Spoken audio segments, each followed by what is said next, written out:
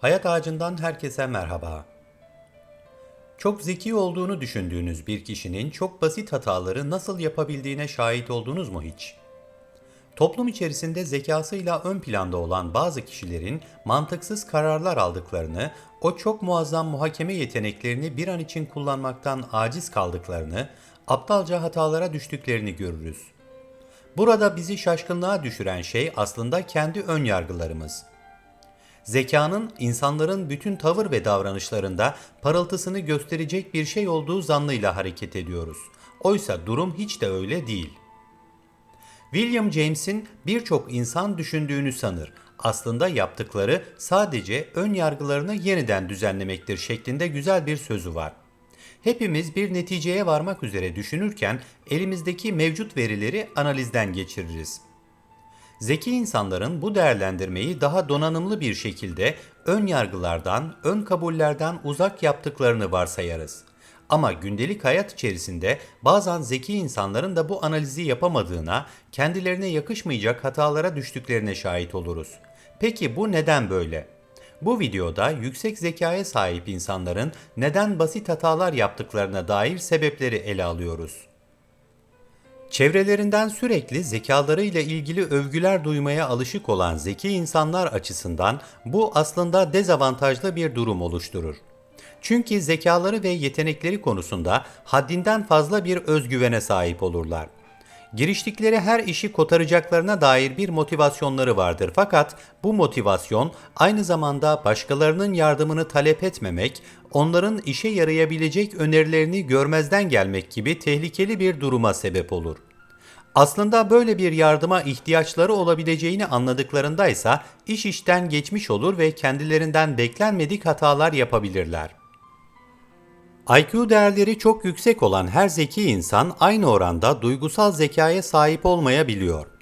Bu durumdaki zeki tipler toplum içerisinde hemen kendini belli eder. Böyle tipler çevrelerinde tahakküm kurmak, insanları yönetmek isterler ve yönetme işinin sadece üstün zekalı, üstün yetenekli kişilere has bir şey olduğunu düşünürler. Hayatta tek gerçekliğin başarı olduğu, duygularınsa başarının önünde bir engel teşkil edeceği gibi üstten bakışa sahiptirler.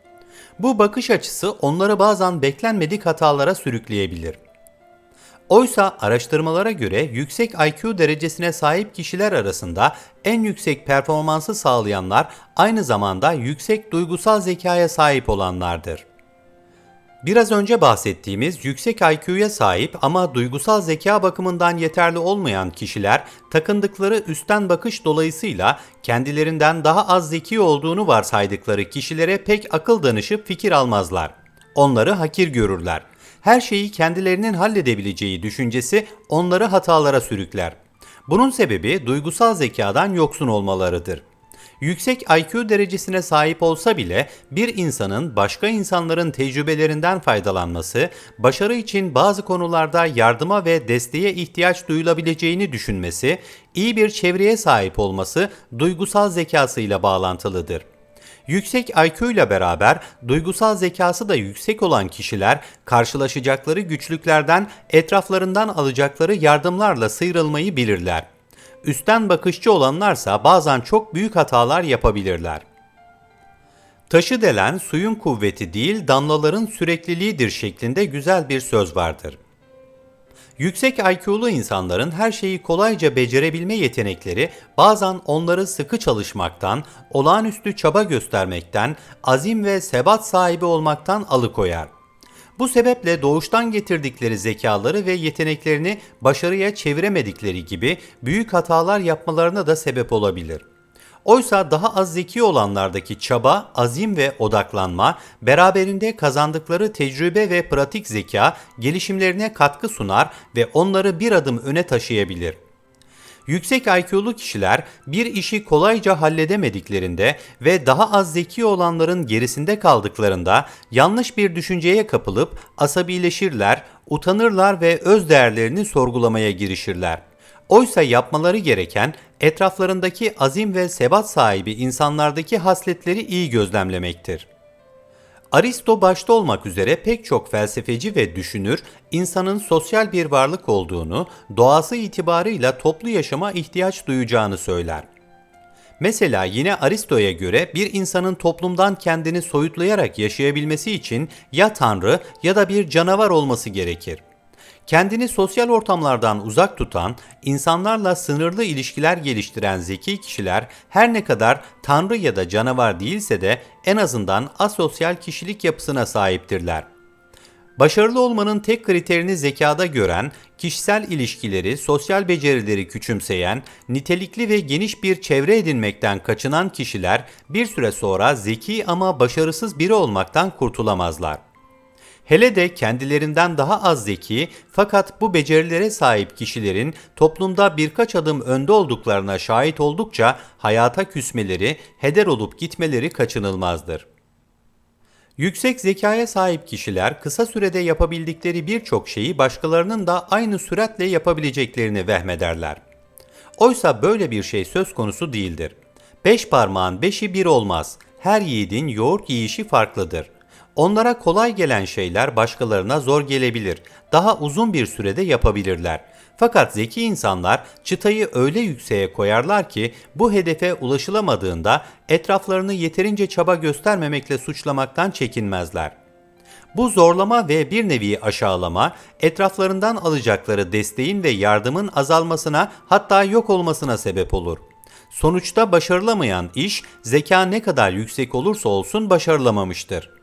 Çünkü salt yüksek zeka insanları idare etmek için yeterli değildir. İnsani ilişkiler kurabilmek, etrafındakilerden verim alabilecek şekilde onları idare edebilmek bambaşka bir maharettir. Henry Ford, hayatta hiç hata yapmamış birisi zaten hiçbir işe başlamamış demektir diyor. Hayat yolculuğumuzda bir takım işlere kalkıştığımızda elbette bazı hatalar yapacağız ve bunlardan tecrübeler kazanacağız. Bu yapılan hataları olgunlukla kabullenebilmek, dersler çıkarabilmek ilerlemenin yegane yoludur. Bazı zeki insanlar kendilerini hata yapmaktan münezzeh görürler. Yani hatayı kendilerine konduramazlar. Hep en doğruyu yapacaklarına, haklı olacaklarına şartlanırlar. Bazılarında bu kişiliğin ayrılmaz bir parçası haline gelmiştir. Bu sebeple yanıldıkları konusunda en ufak bir söylemi kişiliklerine saldırı olarak algılarlar.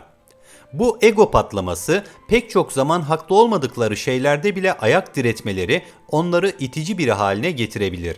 Sonuçta sosyal çevrelerini kaybetmek, etraflarından yardım, destek ve motivasyon cümleleri alamamak gibi bir duruma düşerler ve bu da hata oranlarını artırabilir. Yüksek zekaya sahip kişiler bir konuyu ele aldıklarında enine boyuna düşünürler. Risk-fayda analizi, kar-zarar hesabı, başarı-başarısızlık oranları ve aklınıza gelebilecek daha pek çok detay. Bir girişimciyseniz böyle bir tipten danışmanlık almanız sizin ufkunuzu açabilir, işinizi sağlam bir temel üzerine kurmanıza yardım edebilir. Ancak terzi kendi söküğünü dikemez türünden yüksek zekalı insanlar bu düşünme ve analiz sürecinden çıkıp da eylem, icra safhasına bir türlü geçemezler. Elbette bir konuda araştırma, planlama, analiz önemlidir fakat bu süreçleri gereğinden fazla abarttığınızda ortaya hiçbir şey çıkmaz ve tüm çalışmalar sonuçsuz kağıt üzerinde kalır. Akıldan çıkarılmaması gereken şudur: kelime haline gelmeyen düşünce kötü düşüncedir. Eyleme dönüşmeyen kelime ise kötü kelimedir. Sabırsızlık hata yapma oranını artırır. Yapılacak iş sükunetle, aklı selimle yapılmalıdır. Eskiler acele işe şeytan karışır derken de hata yapma oranının artacağını kastetmişlerdir. İster çok yüksek IQ seviyesine sahip olun, ister sıradan biri. Halledilecek her iş, söylenecek her söz, yapılacak her icraat için planlama önemlidir. Birçok işi aynı anda çok kısa sürede halledebilmek gibi bir yeteneğe sahip yüksek zekalı bazı kişiler bu çoklu görevler dolayısıyla bazen ipin ucunu kaçırabilir ve başarısızlık yaşayabilir. Boşa zaman geçirmekten kurtulduğunu zannedip bir koltukta 3 karpuz taşımaya kalkmak, tüm karpuzları heder etme riskini de beraberinde getirir. Üstelik Stanford Üniversitesi'nde yapılan bir araştırma, çoklu görevlerin üretkenliğe negatif katkısı olduğunu ortaya koymuştur. Özellikle duygusal zeka bakımından eksik olan yüksek IQ'lu kişiler, başkalarının fikirlerini ve düşüncelerini görmezden gelme, küçümseme eğilimindedirler. Dolayısıyla bunlardan gelecek geri bildirimlere, eleştirilere ve önerilere burun kıvırıp duymazdan gelirler. Çünkü onlara göre kendilerine öneride bulunacak kişilerin en az kendileri kadar donanımlı ve zeki olmaları gerekir. Bu çok tehlikeli bir durumdur. Aristo'nun tanımıyla tam bir canavarlaşma ya da tanrıcılık oynama durumudur. İnsan elbette ileri geri konuşan herkesin söylediklerine kulak vermek istemeyebilir. Fakat etrafındaki her sözü, her öneriyi ve her eleştiriyi külliyen reddetmek de tam bir ahmaklık emaresidir. Gelişimlerine ve performanslarına katkı sağlayabilecek şeylere kulak vererek, bunları ayıklayarak faydalanmak yüksek zekanın parıltılı bir göstergesidir. Videoyu beğendiyseniz Hayat Ağacı'na abone olmayı, yorum yapmayı, beğen butonuna basmayı ve bildirim zilini açmayı unutmayın.